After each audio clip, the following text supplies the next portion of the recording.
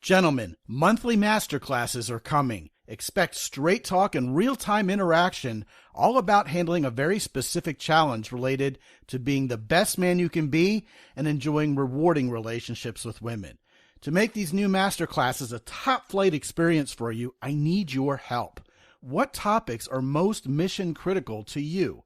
Visit mountaintoppodcast.com/survey and let me know. That's mountaintoppodcast.com/survey. In return for your valuable opinion, I'll give you a copy of my book, Highway Game. It's the only book out there on how to meet women while driving, and chances are you don't have a copy of it yet. It's an instant download once you finish the very brief 1-minute survey. Once again, that's at mountaintoppodcast.com/survey. Hey, thanks in advance for your input, and I look forward to seeing you in person in the first masterclass very soon. And now, here comes episode number 292 featuring my new friend, neuroscience expert Doug Noll. We're talking high-end social skills. Enjoy the ride.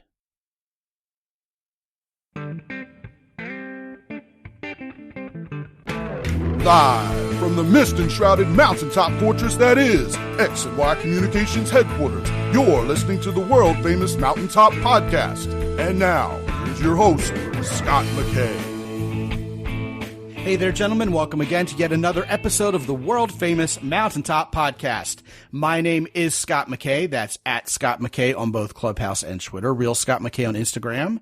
And on YouTube, just look up my name, SCOTMCKAY, to find all the video goodies. The website is mountaintoppodcast.com. Hope you'll stop by. And guys, if you haven't joined the Facebook group yet, it's waiting there for you, man. We want you on board. Come join us. We talk about lots of manly stuff. Have a good old time. It's not your haven for bad advice that you see often other places on Facebook. We're doing something completely different and a lot of fun there. Look for us at the Mountaintop Summit on Facebook. With me today is a very popular author, a world-class expert in his area of subject matter expertise.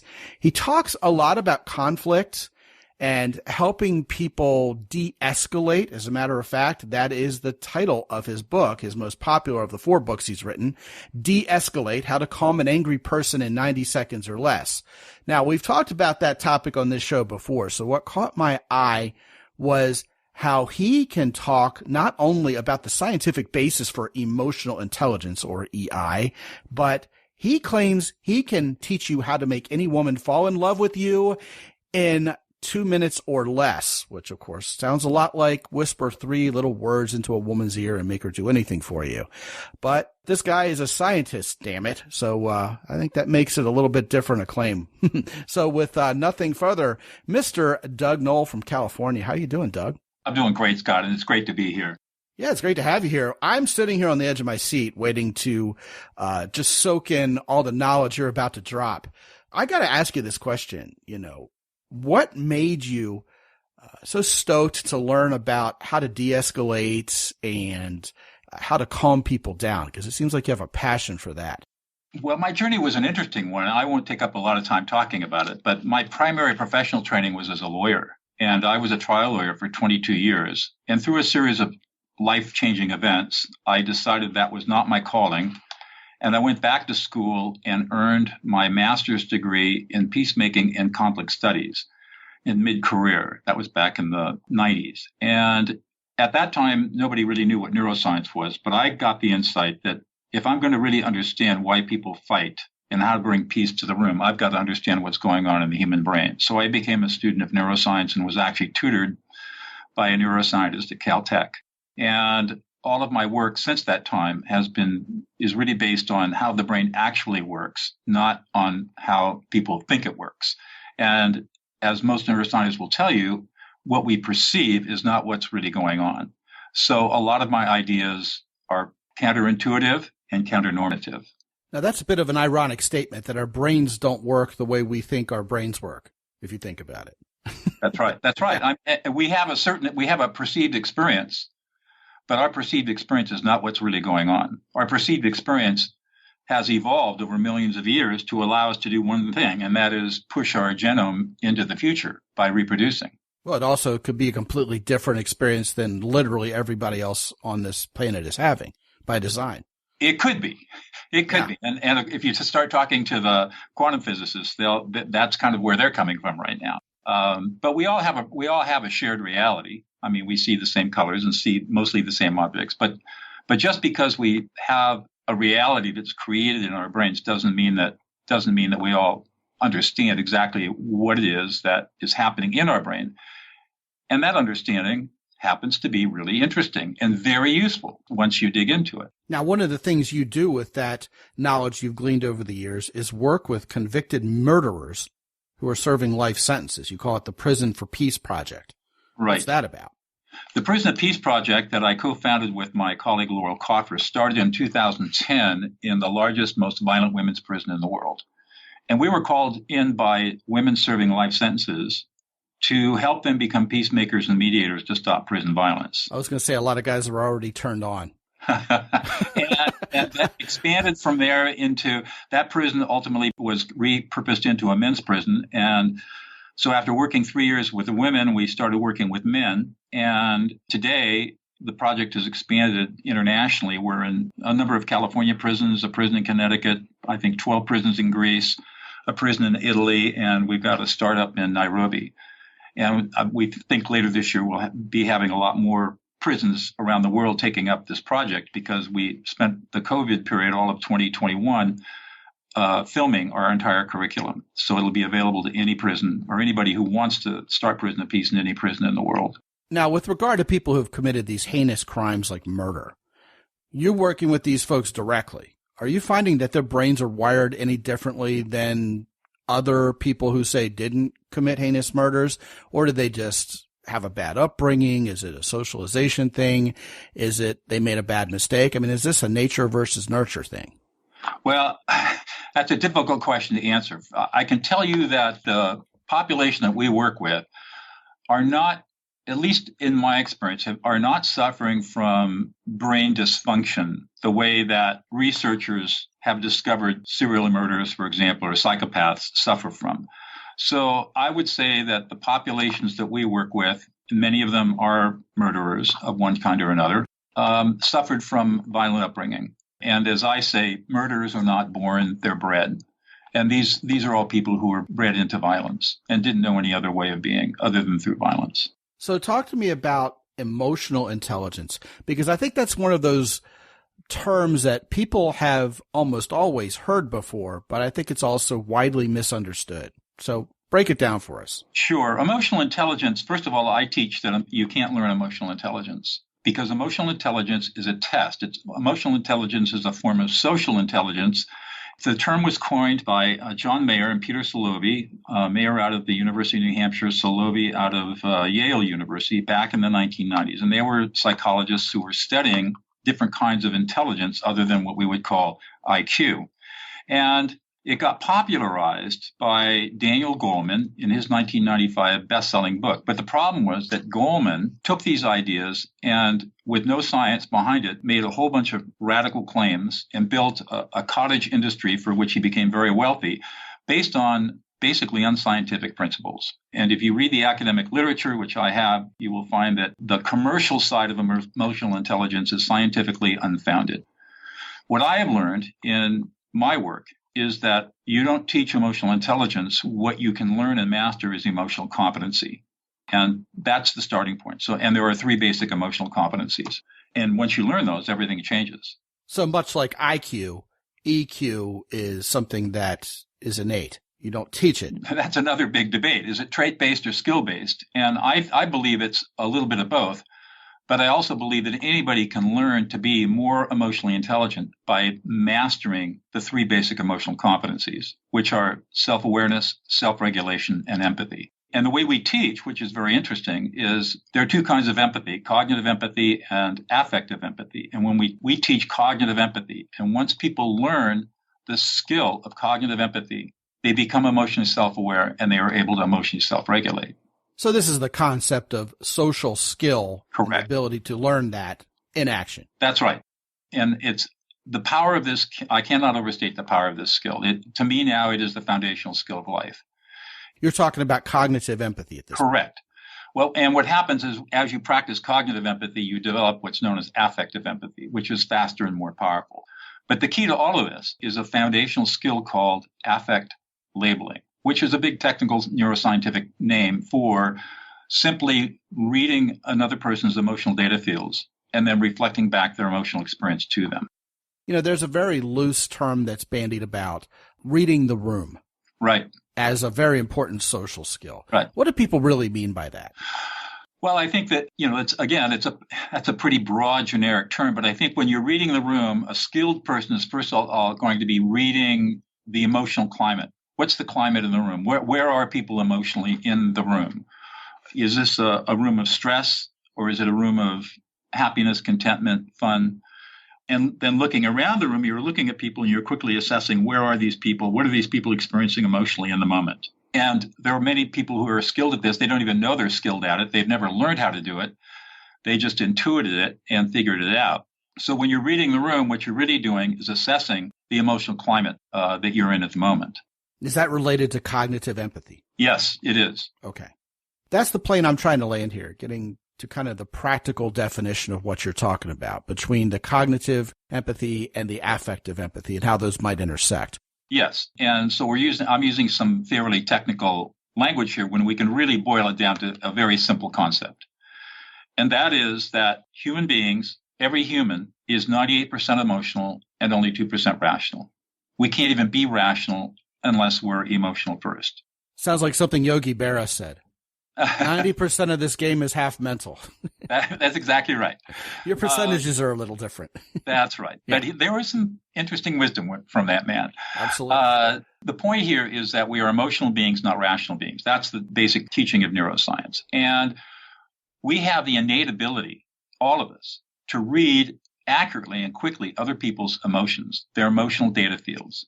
And so what I teach is emotions are information, just like numbers on a spreadsheet. And once we learn how to read those emotions, then we can do things with it. For example, we can reflect back somebody's emotional experience. So I could say, hey, Scott, man, you're really pissed off.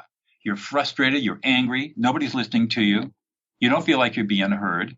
And you feel like you've been really betrayed.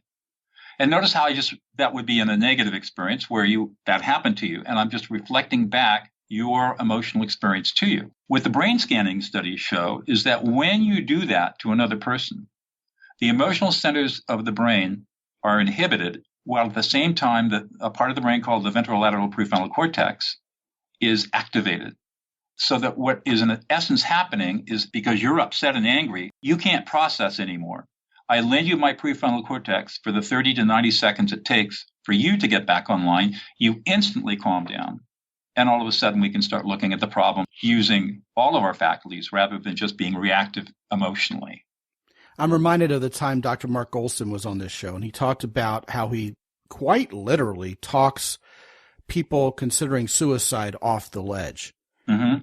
And he talked in very similar terms you did, and the specific situation would be someone who's about to take their life. And, Mark Goldstein puts himself in those very stress-filled situations, and he says he's never lost anybody, which is pretty big talk. You got someone who's trying to kill themselves, and he's succeeded every time. And what he does is he forms kind of those same neural paths in communication with these people, whereby instead of saying, life is wonderful, why would you want to kill yourself? You have everything to live for. He does what's completely counterintuitive, a term you've already dropped in this show. And he says, I understand why you'd want to end it all. Man, what you've gone through is completely terrible. And of course, he takes it from there. And that is a pattern interrupt to the person who's killing themselves because for whatever psychological reason, all of a sudden the person feels felt for the first time, perhaps in ages. And there's this human connection there where someone finally gets them. And that's really all they needed. They didn't want to die. They just wanted connection. That's exactly correct. I call that process listening another person into existence. Beautiful. Yes. Works great in relationships, too, according to Goldstein. Yeah, well, let's talk about that. At the top of the show, I made the claim that I can teach you how to have any woman fall in love with you in 2 minutes or less. That's big talk. Let's hear it. Well, but it's all based on brain science. And what is it that every single person wants and needs more than anything else? It's to be deeply heard and understood at a very gut level. The way you do that is if you meet a woman that you're interested in, All you do is reflect back her emotional experience in the moment.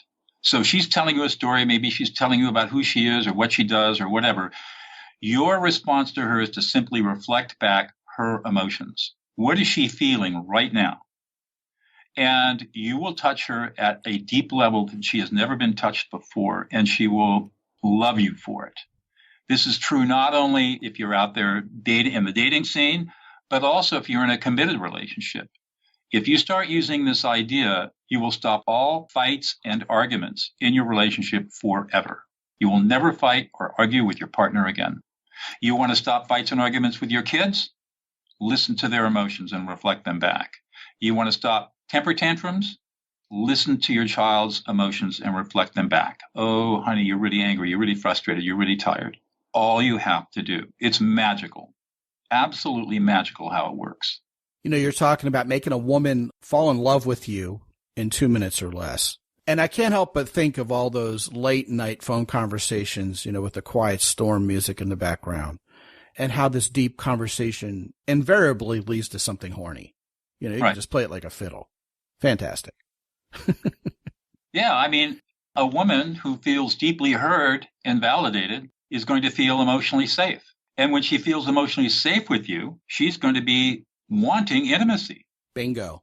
Boy, you're speaking our language around here, Bubba. So the secret is creating emotional safety for her. So she feels extremely safe with you. And you do that, you create that emotional safety by reflecting back her emotional experience to her so that she knows unconsciously that you get her. Now, is that really falling in love, though, or is that just making her want more of you? Well, I think obviously, you know, saying that a woman will fall in love with you in 2 minutes is an overstatement and hyperbole. But the underlying truth is that when you can create emotional safety for a woman, she is going to be very attracted to you. And so the secret is making it about her and her emotional experience, not about you and your needs. And when you can master that, all of your relationships change. How is this different than, say, buttering up someone who's supremely arrogant just so you can get what you want out of them? All right. So if somebody is supremely arrogant, underneath that arrogance is a deep insecurity, a deep sense of not being emotionally safe. And they cover up their insecurity, their anxiety, their lack of feeling safe with arrogance. I know that because that's the way I used to be as a trial lawyer. And when you are able to touch them at a deep level by reflecting back their emotional experience, again, you're creating this emotional safety, and their need to be arrogant with you dissipates. And they actually are grateful to you because you've really heard them and validated them in a way they've never been heard or validated in their life. Oh, it works like a charm. I mean, this is like sales 101, though. Well, it is. It is sales 101, but very few salespeople know these skills. I have taught this to sales groups before to great effect. Common sense isn't so common, is it? It's not. Well, this is an example of what we were talking about earlier, where we think our human nature is one way, and neuroscience is telling us it's something completely different. I mean, we've been bred on an idea over 4,000 years that we're rational, and that's just not true. We're not rational. We're not rational in any way, shape, or form. We're emotional. Well, we can get on political Twitter for a minute and a half and figure that out. Exactly. I mean, just go into a Twitter feed, and all you will see is emotions going crazy. And once you start watching for emotions and learning how to read emotional data fields, it becomes as obvious as the nose on your face. And all of a sudden, what was before crazy and chaotic and nutty becomes perfectly understandable. Why, Doug, do you mean we're not really following the science on Twitter? I would say Twitter is a great laboratory. You're about to get canceled for those kind of thoughts. I hear you, man. I'm just making fun of the whole situation for sure. But, you know, you and I are right on the same page. You know, I'm fascinated by your observation about emotional intelligence really becoming part of the zeitgeist here in the Western world since back in the early 90s, but it really being very much a pop psychology phenomenon rather than anything grounded in real neuroscientific truth. How did you happen upon this differentiation, and what would you say your particular scientific contributions have been to help us understand the nature of emotional intelligence a little better? Well, I First of all, I appreciate you calling me a scientist. I'm really a practitioner, a scholar practitioner, and don't do independent research. However, I've done a lot of field work and have drawn a lot of observations from that. But to answer your question briefly, as a peacemaker, which is what I am, I'm a professional lawyer turned peacemaker, helping people solve very difficult conflicts. I did not have a good tool for dealing with intense emotions. And of course, conflicts that I get called in to work on, there are very, very strong high emotions, mostly anger and outrage and hurt. And one day I was in an engagement where I had a problem in front of me that I had no clue how to solve. And the thought came to me, listen to the emotions. And I did that, and the conflict settled within 2 hours. Whereas before I thought if there had been knives on the table, there would have been blood on the floor. And 2 years after that, a brain scanning study came out of Matthew Lieberman's lab at UCLA, showing what happens in the brain when you do what I did in that mediation, which is basically listen to and reflect emotions, a process known as affect labeling. And in his brain scanning studies, he demonstrated that there are neural pathways that can be activated and inhibited by the mere reflection of somebody's emotional experience to them. And that was the beginning. That was the seminal paper. There have been about 15 studies since that time. And those studies provided a scientific basis for understanding how to de-escalate people. So Laurel and I in our prison project decided to acid test this and saying, well, we're going to be working with murderers in maximum security prisons to stop prison violence. This should work. And it did work. It was unbelievable how well it worked. In fact, my fourth book, De-Escalate, came about at the request of all of my incarcerated students requesting me to write something that they could share with their families about what they were learning from us. And that's how it started. Well, that's fantastic. As you were talking, you said right there at the outset of your answer that you don't consider yourself to be a scientist. But, hey, social science is one of those terms like jumbo shrimp. It's kind of like ironic sometimes. So you followed with some information there that shows that there have been peer-reviewed studies on these social patterns based on brainwaves, et cetera.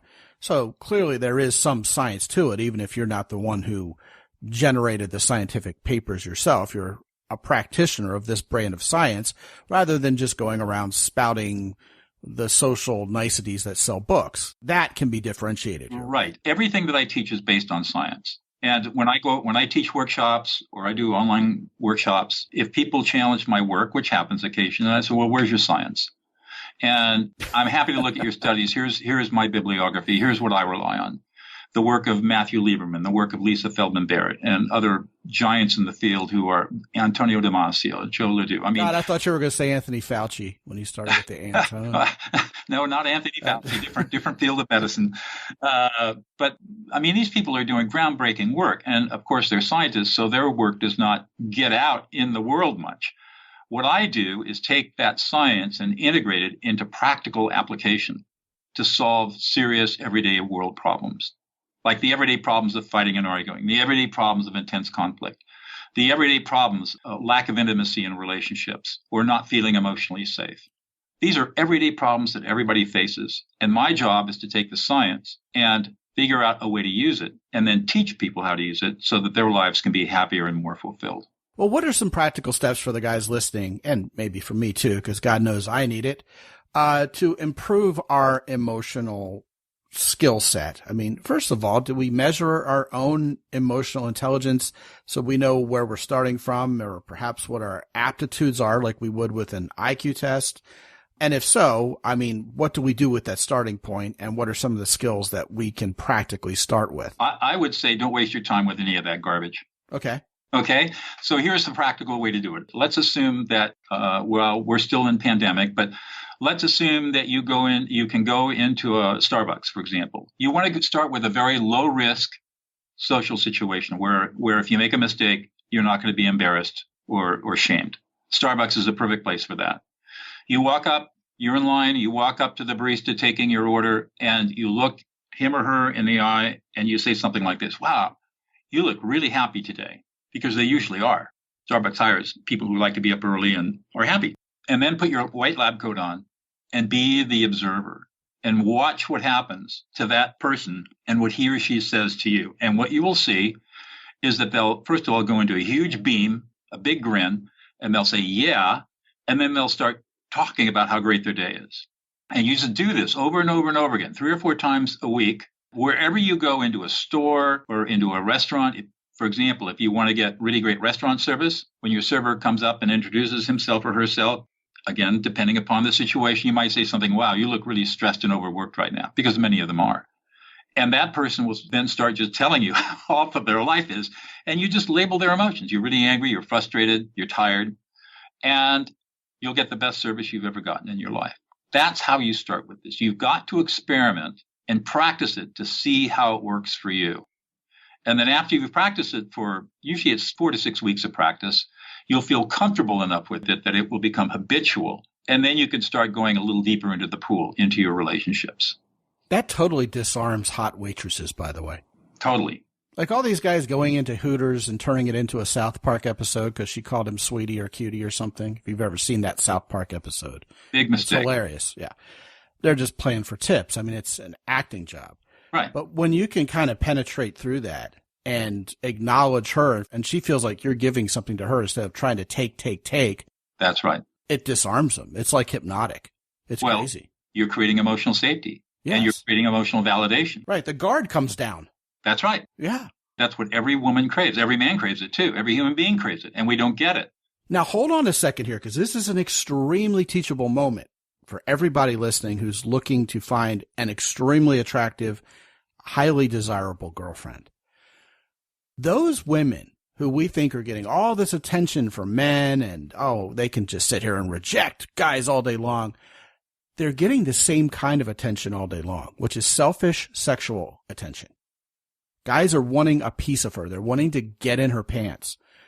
Since she has seen that so much, when a guy comes up to her and actually takes an interest in her humanity, and this is going to sound so trite and so naive to every guy listening who has been busy trying to get in women's pants. I know we have good guys on this show, but bear with me here for a second, all right? It's amazing how you just almost put a beautiful woman in a trance by cutting through all that BS and acting like a human being with her. And it's not being Mr. Nice Guy. You're not begging her. You're not being supplicative. There's no hidden agenda. But to kind of put my own personal spin on what you're talking about, the turn of phrase I like to use when I see someone who looks like they need a little cheering up, I mean, she could be a beautiful woman or anybody else's, I say, what do you know that's good? I'll just casually ask that. The gal's bagging my groceries or filling my Starbucks cup or whatever. It'll be like, hey, what do you know that's good? And these guys know I'm a huge fan of ironic humor. I just think it's a superpower, especially with women, because, it shows that you have things handled, you're quick on your feet, et cetera, et cetera. It's primal, of course. But sometimes a woman will say, all sorts of things, right, in a very friendly way. And my response will be, well, keep them all to yourself because I don't want to hear it. I like being miserable. And then I'll start laughing, because that's ironic. And then she starts laughing and I became her favorite person immediately. So if you know how to ride the tide of this kind of emotional input and you're able to correctly predict what I agree with you is a very predictable output, oh man, you can just start mastering your social situations right and left, can't you? Absolutely. Yeah. People want more than anything else. They want to be heard and validated. Right. And they want to be in on something. They want to be part of something bigger. That's right. So like when you start a conversation like that with a woman, all of a sudden you feel as if you sort of have an inside joke together. Well, not only that, but she feels for the first time like somebody really understands her and really gets her. Probably the first time it's ever happened to her in her life. Even though you know almost nothing about her. That's right. But you know everything about her because she's having an emotional experience that you just validated. Oh, this is great. See, now, this is what these guys are showing up for. Give us some more practical examples of how guys can just charm women in particular to no end when they're out and about. Well, okay, so you meet a girl and you start with this very simple door opener. What's going on? Something really simple like that.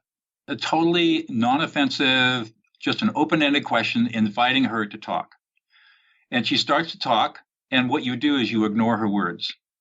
Just ignore what she's saying. You're not ignoring her as a person, but you're ignoring her words, and you're paying very close attention to what her emotions are. I didn't see the word ignore coming. Continue. I'm fascinated. Yeah, this is really critical stuff. You ignore the words, and focus your whole attention on what her emotions are. And at any given moment, we are experiencing 3 or 4 or 5 or 6 emotions all at the same time. And what's really interesting is that our brains are hardwired to pick up those emotions if we simply let ourselves do it. And as you pick up on her emotions, you simply reflect them back. You said, oh, you're really angry, you're really frustrated, or you're really happy. Well, that made you really excited, or you really love what you're doing, or whatever the emotional experience is, and recognize that there are going to be multiple emotions. So you're going to be looking for all these different emotional experiences. When you get it right, this is the reaction you're going to get. She's going to break into a broad smile. She's going to say exactly or yeah, like that. Her shoulders are going to drop, and you're going to see a sigh of relief. Somebody finally got her. Somebody finally understood who she was and what she was doing. Doug, I know married couples who don't get each other. That's right. That's the banner we fly around here highest of all. Please don't get into a relationship with someone until the two of you actually know what's going on in each other's heads. You kind of get each other. Well, that's kind of the Holy Grail. Right. And so the most powerful relationship skill you can have is this ability to read your partner's emotions and reflect them back. And my wife and I use this all the time. And, we never have fights or arguments. Now, you had a term for that. It was affect labeling. Affect labeling. Mm-hmm. Yes, I like that. Affect labeling. That's beautiful. So obviously, there's a lot of deep science behind all of this. And I'll just give you a couple of sound bites. One really interesting thing is that we are not born with emotions. And once you understand that we are not born with emotions, then you begin to understand what emotions really are. We have to learn how to construct emotions at about 18 months of age. And think about this. If we are living in a family that is emotionally dysfunctional, for example, emotions are put down or we're emotionally invalidated, like don't cry or don't be a sissy or don't put on your big girl pants or be a manly man, big boys don't cry, stuff like that we all experience as children. All of that is emotionally invalidating us, teaching us that emotions are bad. And so we get stuck emotionally in our maturity at about 6 years old. And so we can grow into becoming a physically adult, but deep down inside, we are still at a 6-year-old in terms of our emotional maturity. When you learn how to listen to and reflect back emotions, that all changes. Your own emotional maturity grows very, very rapidly. And you make other people feel like they're on top of the world, like they're the most important person you've ever been with. I think a major lesson a lot of people in general need to learn is that the world doesn't revolve around ourselves. And as soon as we get over ourselves a little bit and actually stop it,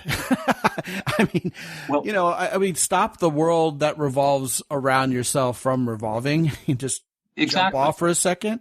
You're going to realize how much better life got because your stress over being all wadded up in self-doubt and fear of rejection and all sorts of fear-based things, all those fear-based vehicles for failure revolve around us taking ourselves so seriously and fearing what's going to happen to us.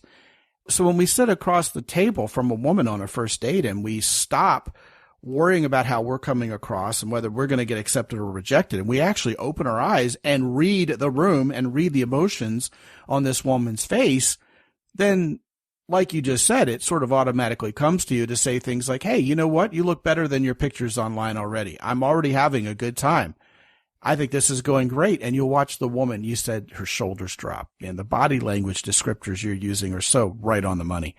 She'll just look at you and kind of soften her little demeanor and go, oh yeah, me too. And then she'll start smiling because little did you know this whole time, if you're sitting there over in your own world revolving around yourself, this is getting to be a rather tedious visual image, but you know what I mean. As long as you're all self-absorbed, you're going to miss the fact that she's just as nervous as you are. You're not going to give yourself permission to even notice it.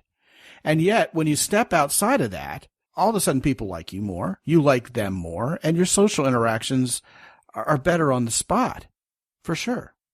Here's the thing that's really cool about this practice. When you start listening to and reflecting somebody else's emotions back to them, your own personal ego dissolves. You no longer have ego.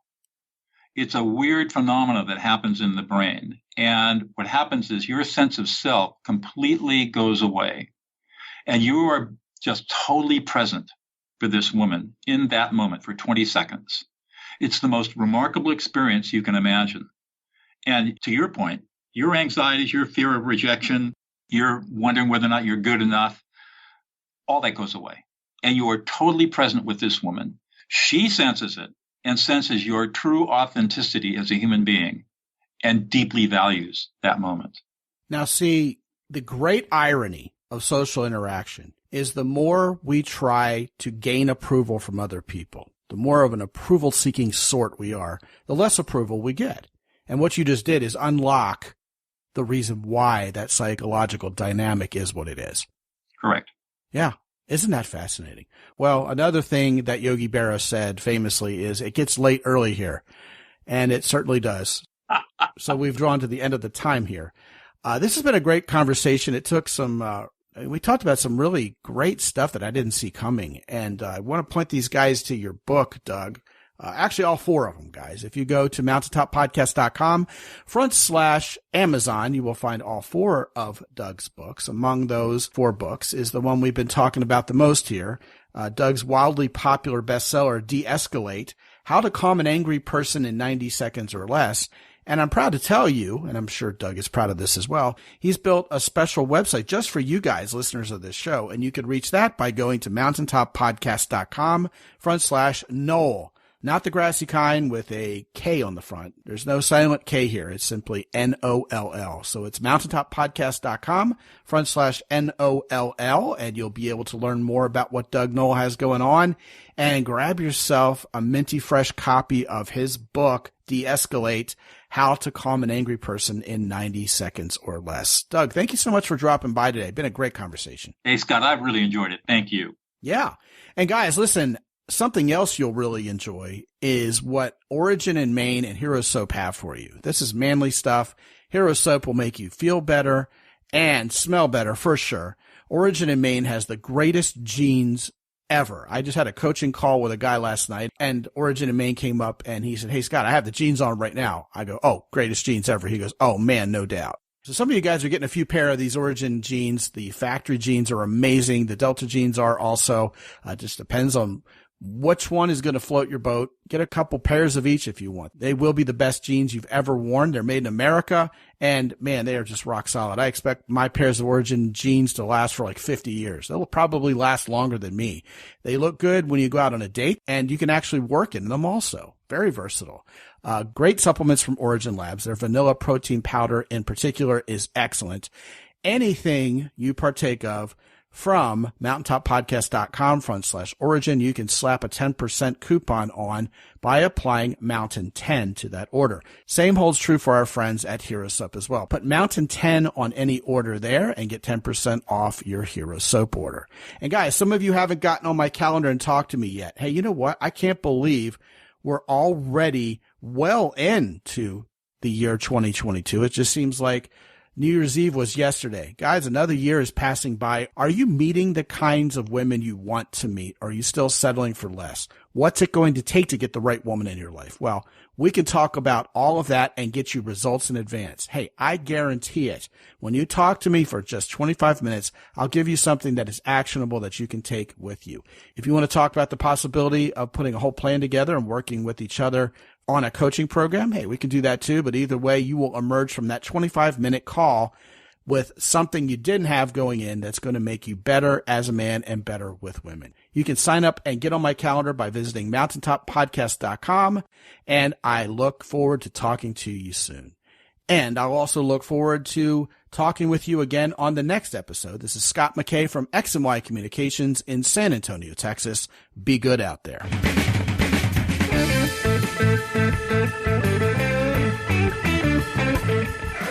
The Mountaintop Podcast is produced by X&Y Communications. All rights reserved worldwide. Be sure to visit www.mountaintoppodcast.com for show notes. And while you're there, sign up for the free X&Y Communications newsletter for men. This is Ed Roy Odom speaking for the Mountaintop Podcast.